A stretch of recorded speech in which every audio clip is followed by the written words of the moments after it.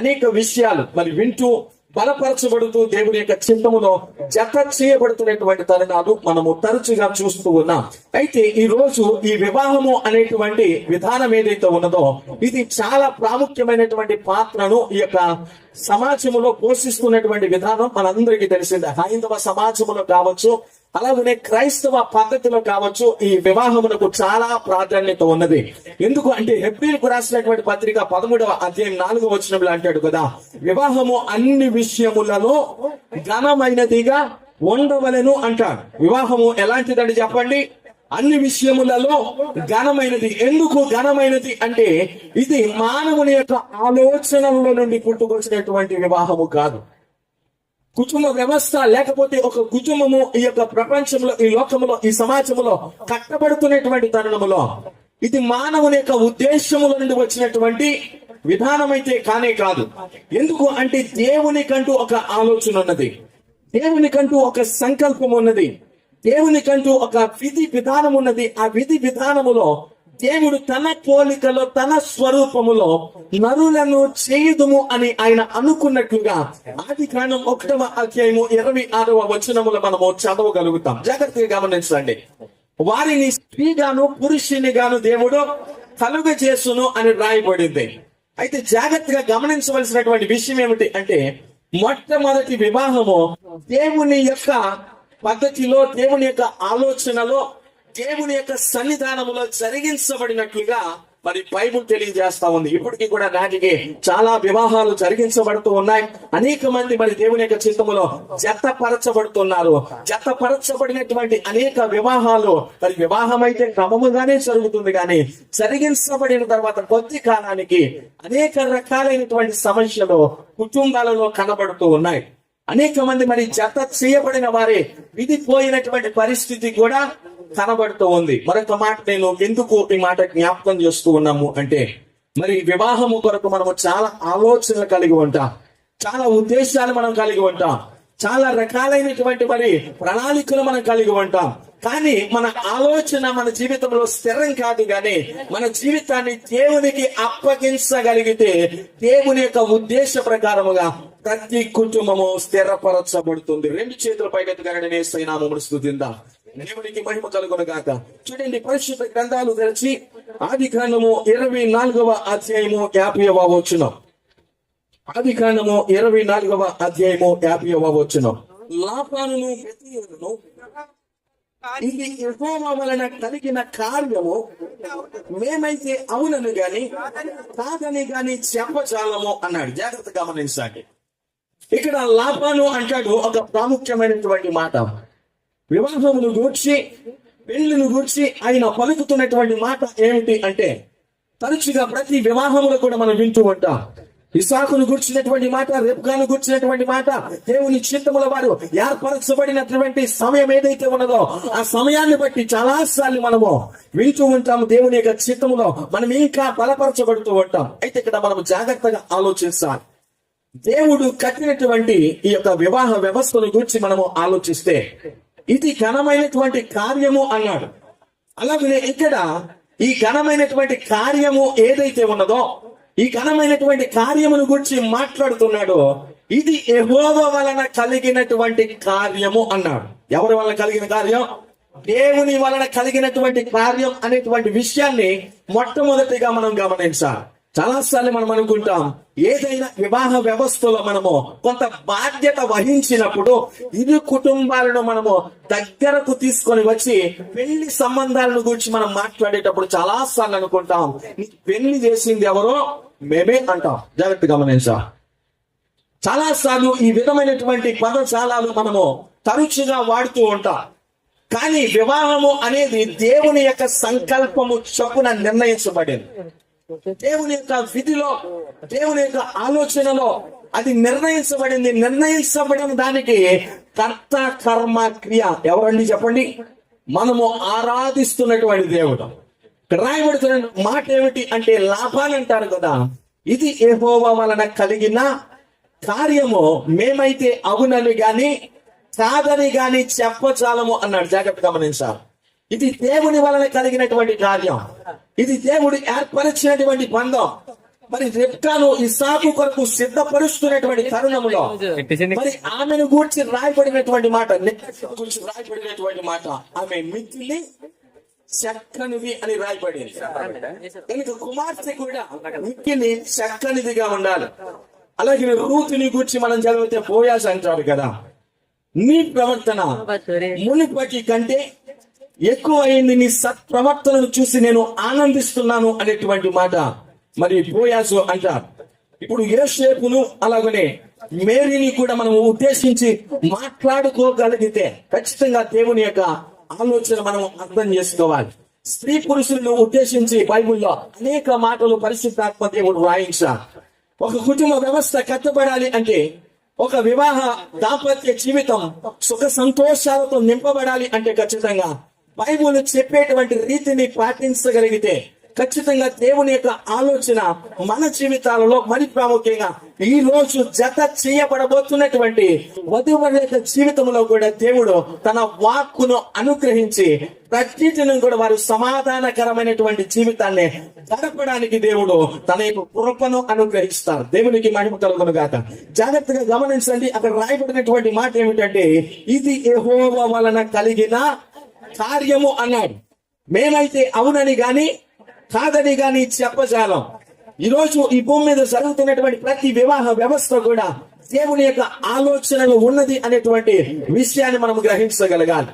అయితే దేవుడు మొట్టమొదటిగా ఈ యొక్క వివాహ వ్యవస్థను ఎందుకు ప్రారంభించారు అంటే, తన పోలికలో తన స్వరూపములో నరుని కలుగ చేసిన తర్వాత, ఆదికాండము 2వ అధ్యాయం గమనించండి, 2వ అధ్యాయము 18వ వచనాన్ని మనము చదవగలిగితే అక్కడ రాయబడినటువంటి మాట ఏమిటి అంటే, నరుడు ఒంటరిగా ఉండుట మంచిది కాదు, వానికి సాటి అయిన సహాయమును వాని కొరకు చేయుదుననుకొనెను అన్నాడు. జాగ్రత్త గమనించాలి.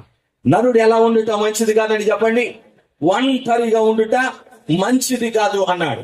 అంటే వివాహ వ్యవస్థను గురించి మనము ఆలోచిస్తున్నటువంటి తరుణంలో ఇప్పటి వరకు కూడా తన తల్లి గర్భమున పుట్టినది మొదలుకొని పెండ్లి కుమారుడు గాని పెండ్లి కుమార్తె గాని ఎవరైనప్పటికీ మరి తన యొక్క తల్లి గర్భమున పుట్టినది మొదలుకొని యవన దశలోనికి అడుగు పెట్టేంత వరకు కూడా, మరి ప్రాముఖ్యంగా ఈ యొక్క వివాహ వ్యవస్థలోనికి అడుగు పెట్టేంత వరకు కూడా ఒంటరితనాన్ని అనుభవిస్తూ ఉంటారు. జాగ్రత్తగా గమనించాలి. ఒంటరితనాన్ని అనుభవిస్తూ ఉంటారు.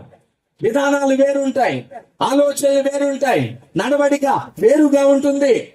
అయితే ఎప్పుడైతే ఈ యొక్క వివాహ వ్యవస్థలో పాల్గొంటారో, దేవుని యొక్క చిత్తములో జత చేయబడడానికి వారు సిద్ధపడతారో, అక్కడి నుండి ఆలోచన మారాలి. జాగ్రత్తగా గమనించాలి.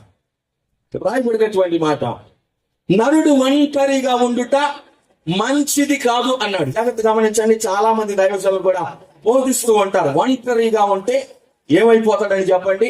నేడు సమాజంలో ఉన్న పరిస్థితులను బట్టి, నేడు మనము ఎదుర్కొంటున్నటువంటి పరిస్థితులను బట్టి ఒంటరిగా ఉంటే ఏమైపోతాడు చెప్పండి, తొంటరి వాడు అయిపోతాడు అని సహజంగా మాట్లాడుతూ ఉంటాం. కానీ పరిశుద్ధ గ్రంథాన్ని మనము ఆలోచిస్తే, మొట్టమొదటిగా దేవుడు తన పోలికలో చేయబడినటువంటి ఆదామును గూర్చి ఈ మాటను రాస్తూ ఉన్నాడు. ఆదాము తొంటరివాడు అయిపోవడానికి స్నేహితులు ఉన్నారా? జాగ్రత్త గమనించాలి. ఎవరైనా పాడు చేయడానికి, లేకపోతే ఫలానా స్థలానికి పిలవడానికి ఈరోజు పార్టీలు ఎక్కువైపోయాయి. యవనస్తులకు ఏమి ఎక్కువైపోయాయి? దేశపు పార్టీలు ఎక్కువైపోయాయి. పెళ్లికి ముందు రోజు కూడా ఏం కావాలంట? పార్టీ కావాలంట చాలా మంది రోజు. ఒకవేళ యోసేపుని గురించి నేను మాట్లాడుతున్నాను, ఎవరైనా ఒకవేళ ఇదివరకే నిన్ను పిలవలే కదా అని ఊరుకోవచ్చు, తండ్రికి సమాధానం చెప్పాలి, తండ్రే కదా ఏం కాదులే అని అనుకోవచ్చు. కానీ భార్యకు సమాధానం చెప్పే పరిస్థితి రేపటి నుండి మొదలైపోతుంది. జాగ్రత్తగా గమనించా. యోసేపు ఎప్పటి నుండి మొదలవుద్ది? రేపటి నుండి. దైవజనులకు సమాధానం చెప్పకపోయినా, కుటుంబీకులకు సమాధానం చెప్పకపోయినా, తల్లిదండ్రులకు సమాధానం చెప్పకపోయినా, బయటకు వెళ్ళినా, ఎక్కడికి వెళ్ళినా, ఫ్రెండ్స్ తో తిరిగినా ఎవరికి సమాధానం చెప్పి వెళ్ళాలి చెప్పండి? తన యొక్క భార్యకు సమాధానం చెప్పి వెళ్ళాలి ఖచ్చితంగా. ఎందుకు అంటే, కుటుంబ వ్యవస్థలో స్త్రీ పురుషులు ఒక ప్రాముఖ్యమైనటువంటి పాత్రను పోషిస్తా ఉన్నారు. ఇది దేవుని యొక్క ఉద్దేశములో నుండి గుర్తుకు వచ్చింది. ఎందుకు అంటే, నరుణ్ణి కలుగ చేసిన తర్వాత నరుడు ఒంటరిగా ఉండకూడదు, ఉండుట మంచిది కాదు అని ఎందుకు అన్నాడు అంటే, దేవుడు ఈ భూమిని నిర్మించాలి అని అనుకున్నాడంట. ఈ భూమి మీద వారిని ఫలింప చేయాలి అని అనుకున్నాడంట. ఈ భూమి మీద నరుడు విస్తరించాలి అని అనుకున్నాడంట. ఈ భూమిని నిందించి, ఈ భూమి మీద విస్తరించి, ఫలించి, అభివృద్ధి పొంది దానిని లోపరుచుకోవాలి అనేటువంటి దేవుని యొక్క ఆలోచనను జ్ఞాపకం చేస్తూ నరుడు ఒంటరిగా ఉండుట మంచిది కాదు అన్నాడు. ఎందుకు అంటే దేవుడు ఒక కుటుంబ వ్యవస్థను కట్టాలనుకున్నాడు. ఏ వ్యవస్థను కట్టాలనుకున్నాడండి? కుటుంబ వ్యవస్థను కట్టాలి అని అనుకున్నాడు. చాలా మంది మరి పెద్దలు మాట్లాడుతూ ఉంటారు, పోతాడు అని చాలా మంది చెప్పుకుంటూ ఉంటారు. ఎందుకు అంటే అప్పటి నుండి కూడా బాధ్యత లేని వారికి కూడా ఏం గుర్తొస్తుంది చెప్పండి? బాధ్యత గుర్తొస్తుంది. ఒంటరి వారికి ఏ విధమైనటువంటి బాధ్యతలు ఉండవు. ఒంటరిగా గడుపుతున్నటువంటి జీవితం ఏదైతే ఉన్నదో ఆ జీవిత విధానంలో ఆలోచిస్తే నేనుగానే బ్రతుకుతున్నాను కదా, ఇతరుల మీద ఆధారపడట్లేదు కదా, లేకపోతే నా మీద ఎవరు ఆధారపడి గడపడం లేదు కదా అనే బాధ్యత లేకుండా బ్రతికేటువంటి జీవితాన్ని కలిగి ఉంటారు. కానీ ఎప్పుడైతే వివాహ వ్యవస్థలోనికి అడుగు పెడతాడో, కుటుంబ వ్యవస్థలోనికి అడుగు పెడతాడో అనేక బాధ్యతలను దేవుడు వారి మీద పెట్టి వారిని ముందుకు నడిపిస్తారు. జాగ్రత్తగా గమనించా. నరుడు ఒంటరిగా ఉండుట మంచిది కాదు అన్నాడు. చూడండి, మరి ఆ లేఖన భాగాన్ని నేను జ్ఞాపకం చేస్తాను. ప్రసంగి గ్రంథం అధ్యాయము 7వ వచనం. ప్రసంగి గ్రంథం 4వ అధ్యాయము 7వ వచనాన్ని చదువుకుందాం. నేను ఆలోచింపగా వ్యర్థమైనది మరి ఒకటి నాకు కనబడెను. ఒంటరిగానున్న ఒకడు కలడు, అతనికి జతగాడు లేడు, కుమారుడు లేడు, సహోదరుడు లేడు. ఆయనను అతడు ఎడతెగక కష్టపడును. అతని కన్ను ఐశ్వర్యము చేత తృప్తి పొందదు. అతడు సుఖమునది నెరుగక ఎవరి నిమిత్తము కష్టపడుచున్నానని అనుకొనడు. ఇది వ్యర్థమైనది, బహు చింత కలిగించును. ఇద్దరి కష్టము చేత ఉపయోగులకు మంచి ఫలము కలుగును గనుక వంటిగాడ ఇండుట కంటే ఇద్దరు కూడి ఇండుట మేలు అన్నాడు. జాగ్రత్తగా గమనించండి. ఇక్కడ రాయబడినటువంటి లేఖన భాగము యొక్క సందేశాన్ని, సారాంశాన్ని మనం అర్థం చేసుకుందాం.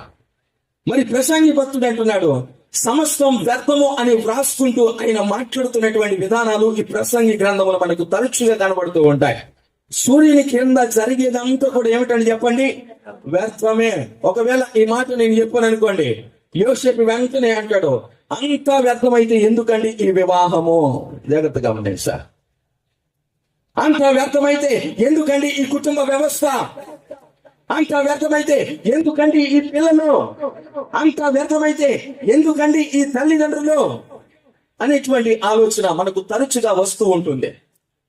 అయితే ఆది కాండం ప్రారంభంలో దేవుడు మాట్లాడినటువంటి మాట, నరుడు ఒంటరిగా ఉండుట మంచిది కాదు అని వానికి సాటి అయినటువంటి సహాయాన్ని సమకూర్చారు. తర్వాత ఇక్కడ మనం చదువుతున్నటువంటి తరుణములో ఒకవేళ ఎవరైనా ఒంటిగా ఉన్నారేమో, ఒంటిగా కాలాన్ని గడిస్తున్నారేమో, ఒంటిగా జీవితాన్ని ముందుకు కొనసాగిస్తున్నారేమో, ఒంటరి ప్రయాణాన్ని కొనసాగిస్తున్నారేమో, వారు కష్టపడతారంట. కష్టపడి ఆ కష్టమునకు తగినటువంటి ఫలాన్ని అనుభవించలేకపోతారండి. జాగ్రత్తగా గమనించా. చాలా మంది ఈ రోజు ఒంటరి ప్రయాణాన్ని కొనసాగిస్తా ఉన్నారు, ఒంటరి బ్రతుకును గడిపేస్తా ఉన్నారు. అయితే మేము ఎవరి కొరకు బ్రతుకుతున్నాం? ఎవరి క్షేమం కొరకు మేము బ్రతుకుతున్నాం అనేటువంటి ఆలోచన వారికి ఉండదు అనేటువంటి మాట ఇక్కడ జ్ఞాపకం చేస్తున్నాడు. నేను ఆలోచింపగా వ్యర్థమైనది మరి ఒకటి సూర్యుని క్రింద నాకు కనబడెను. ఒంటరిగానున్న ఒకడు కలడు, అతనికి జతగాడు లేడు అన్నాడు. జాగ్రత్తగా గమనించాలి. ఎవరు లేరని చెప్పండి? జతగాడు లేడు. ఒకవేళ మీరు ఒంటరితనాన్ని ఎప్పుడైనా అనుభవిస్తే ఈ మాటలు మీకు అర్థమవుతాయి. ఒంటరి బ్రతుకును ఎప్పుడైనా మీరు గడిపితే మీకు ఈ యొక్క మాటలు అర్థమవుతాయి. జాగ్రత్తగా గమనించండి. ఎప్పుడు మనకు భయం పుట్టుకొస్తుందండి? ఒంటరిగా ఉన్నప్పుడే. ఏదైనా ఒక దూర ప్రాంతానికి వెళ్ళాలైనా, మరి ఒక ప్రాంతం నుండి ఒక ప్రాంతానికి ప్రయాణించేటువంటి తరుణములో చాలా సార్లు మనకు ఎక్కడ లేని భయాలు పుట్టుకొచ్చేస్తాయి. ఎక్కడికి వెళ్ళినా మనకి ఏం కావాలి చెప్పండి? తోడు కావాలి. ఎవరు కావాలి చెప్పండి? తోడు కావాలి. అప్పటి వరకు స్నేహితులు పిలుస్తూ ఉంటాం, నీవు నాకు తోడుగా రాగలవా? అప్పటి వరకు తల్లిదండ్రులు పిలుస్తూ ఉంటాం, మీరు మాకు తోడుగా రాగలరా? అప్పటి వరకు బంధువులు పిలుస్తూ ఉంటాం, మీరు మాకు తోడుగా రాగలరా అని. అయితే దేవుని యొక్క ఆలోచన ఏమిటి అంటే, నరునికి సాటి అయినటువంటి సహాయమును అనగా నారీని దేవుడు ఏర్పరిచినటువంటి విధానాన్ని మనం జాగ్రత్తగా ఆలోచించాలి. ఒంటరిగా ఉన్నవాడు, చెత్తగాడు లేకుండా వేదన పడుతున్నాడు అనేటువంటి విషయాన్ని అక్కడ జ్ఞాపకం చేస్తూ అతడు ఏం చేస్తున్నాడు? ఎడతెగక కష్టపడుతున్నాడంట. ఏం గుణం కలిగి ఉన్నాడు చెప్పండి? కష్టపడుతున్నాడంట, ఎడతెగక కష్టపడుతున్నాడంట. యోసేపు కూడా మరి అతడు కూడా ప్రతిదినం కూడా కష్టపడేటువంటి పరిస్థితి, కష్టపడేటువంటి విధానం మాకు తెలుసు. నిజంగా దేవుని యొక్క చిత్తములో పెరుగుతున్నటువంటి కుమారుడు, దేవుని యొక్క ఉద్దేశంలో పెరుగుతున్నటువంటి కుమారుడు. అయితే ఎడతెగక కష్టపడుతున్నటువంటి విధానము ఇక్కడ రాయబడింది. అయితే కష్టపడుతున్నాడు కానీ ఏం అనుభవించట్లేదని చెప్పండి? సుఖము అనుభవించట్లేదంట. ఎవరి నిమిత్తము కష్టపడుచున్నారో అర్థం కాలేనటువంటి పరిస్థితి గనుక బహుచింతపడుతున్నాడంట. ఇది వలన నరునికి ఏమి లేదని చెప్పండి? మేలనేదే లేదు అనేటువంటి విధానము ఇక్కడ రాయబడింది. దేవునికి మహిమ కలుగును గాక. జాగ్రత్తగా గమనించాలి. ఇది దేవుని యొక్క ఆలోచన, ఇది దేవుని యొక్క ఉద్దేశము. నరుడు ఒంటరిగా ఉంటే నరుని యొక్క జీవితంలో అనేక రకాలైనటువంటి ఆలోచనలు వస్తాయి. దేవునికి దూరం అయిపోయేటువంటి పరిస్థితుల్లో, లోకానికి దగ్గర అయిపోయేటువంటి పరిస్థితుల్లో, కుటుంబ వ్యవస్థలనికి అడుగు పెట్టకుండా ఎంత కష్టపడినా ఎవరి కొరకు కష్టపడుతున్నామో అర్థం కాలేనటువంటి పరిస్థితి. ఇప్పటి వరకు కూడా యోసేపు ఒకవేళ ఎప్పటి వరకు కష్టపడవచ్చు, కానీ చాలా సార్లు ఆయనకు అనిపిస్తుంది ఎంత కష్టపడుతున్నాను కదా, ఎవరి కొరకు కష్టపడుతున్నాను. కానీ ఇక మీద అనుకుంటాడు, రూపాయి కష్టపడిన తర్వాత రూపాయి పక్కన వేసి తన యొక్క భార్య చేతికి అప్పగించాలి అనేటువంటి ఆలోచన ఎప్పటి నుండి ప్రారంభం అవుతుందండి? ఈ రోజు నుండి ప్రారంభం అవుతుంది. రూపాయి తీసుకొని తన భార్యకు ఇవ్వాలి అనేటువంటి ఆలోచన. ఒకవేళ ఎవరైనా మళ్ళాంటి వాళ్ళు వచ్చి ఒక 10,000 రూపాయలు అప్పడినా ఇచ్చే పరిస్థితి ఉండదు. ఎందుకు అంటే తనకంటూ ఒకరు ఉన్నారు అనేటువంటి ఉద్దేశం ఎప్పటి నుండి కలుగుతాయి. తనకంటూ ఒకరు ఉన్నారు అనేటువంటి ఆలోచన, తన కొరకు దేవుడు వేరొక వ్యక్తిని సృష్టించాడు అనేటువంటి ఆలోచన. ఎందుకు అంటే పురుషుడును స్త్రీని వేరుగా లేరు అని బైబిల్ చెప్తా ఉంది. పురుషుడును స్త్రీని ఎలా లేరంటే చెప్పండి? వేరుగా లేరు, వారు ఏక శరీరమైందురు. కనుక తన తల్లిని తన తండ్రిని విడిచి వారు ఒకరిని ఒకరు హత్తుకుంటారు, వారు ఏక శరీరమై ఉంటారు అనేటువంటి విధానము బైబిల్ జ్ఞాపకం చేస్తా ఉంది. అయితే దైవజనులు బోధించారు ఎలాగనే స్త్రీ పురుషుల గురించి వారికి ఉండేటువంటి బాధ్యతలు. పురుషుడు ఏం చేయాలి, స్త్రీ ఏం చేయాలి, ఏ విధంగా నడుచుకోవాలి, కుటుంబాన్ని ఏ విధంగా కట్టుకోవాలి, దేవుడు జత చేసినటువంటి ఇది మొదలుకొని దేవుని యొక్క వాక్యంలో ఏ విధంగా వెదగాలి అనేటువంటి ఆలోచనలో ఖచ్చితంగా బైబిల్ మనకు అందిస్తా ఉంది.